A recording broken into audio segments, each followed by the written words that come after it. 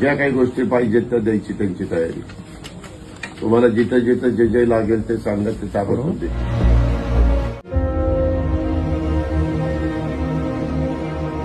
ज्या काही गोष्टी पाहिजेत त्या द्यायची त्यांची तयारी.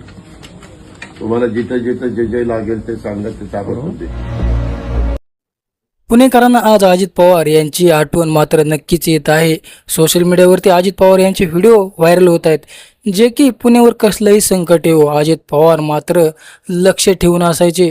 अधिकाऱ्यांना तात्काळ फोन करणं आणि त्यांना झापून काम करून घेणं. आणि आज मात्र पुणेकरांवर अशी वेळ आली आहे की तिथे पुणेकरांचे प्रश्न सोडवायला आपला हक्काचा माणूस नाही. म्हणून सोशल मीडियावरती अजित पवार यांचे जुने व्हिडिओ व्हायरल होत आहेत, ज्याच्यामध्ये अजित पवार हे मंत्रालयाच्या आपल्या दालनात बसून सर्व कॅमेरे चेक करायचे. पुण्यामध्ये कुठे काय घडते ते भागात लगेच त्या अधिकाऱ्यांना फोन करून तो मार्ग रिकामा आणि आपला प्रश्न सोडवायचे. मात्र आज पुणेकरांवर अशी वेळ आली आहे की आपला प्रश्न सोडायला हक्काचा माणूस नाही. म्हणूनच आता कुठेतरी अजित पवार यांची कमी पडली आहे का असं पुणेकरांना वाटतंय.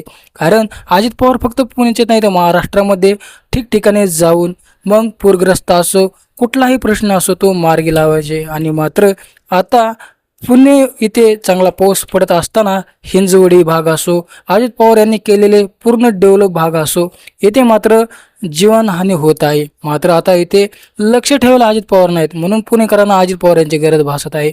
आणि मात्र आता या परिस्थितीमध्ये सरकार मात्र काहीच बोलायला तयार नाही. मात्र आपला हक्काचा माणूस लागतो असंच आता पुणेकरांना नक्कीच वाटत आहे. मंडळी, अजित पवार जाण्याने मात्र तुम्हाला आता कळलं असेल की अजित पवार हे महाराष्ट्रासाठी काय होतं आणि महाराष्ट्राने काय गमावलं. मोठे मोठे मंत्री हे फक्त आपल्या चुका लपवण्यासाठी वेगळं वळण लावतात. मित्रांनो, तुम्हाला काय वाटतं कमेंट सेक्शनमध्ये जरूर व्यक्त व्हा आणि हा व्हिडिओ जास्तीत जास्त लोकांना नक्की शेअर करा.